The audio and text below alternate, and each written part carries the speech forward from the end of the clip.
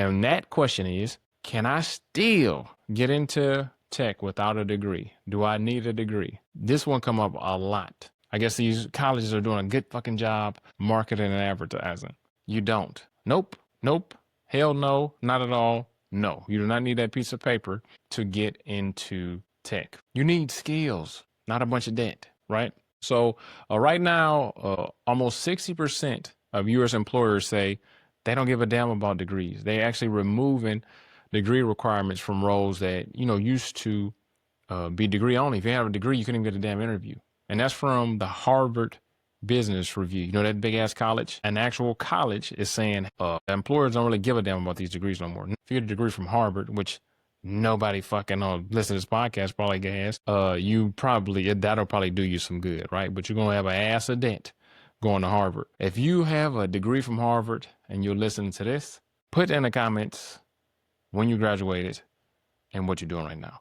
All right, so companies like big companies, tech companies like Google, IBM, Tesla, Apple, Meta, they all go on public. You're like, hey, we don't give a fuck about the degree.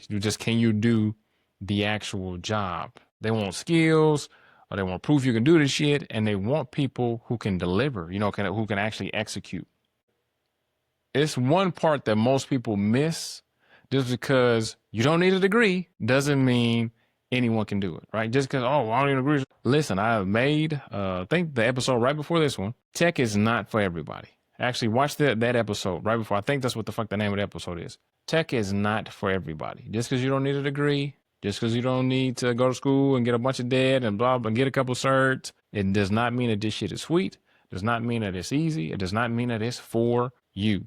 Trust me, it's a bunch of people who have no business trying to get into tech. Watch the last episode and you kind of, find out if you one of them dumbass people.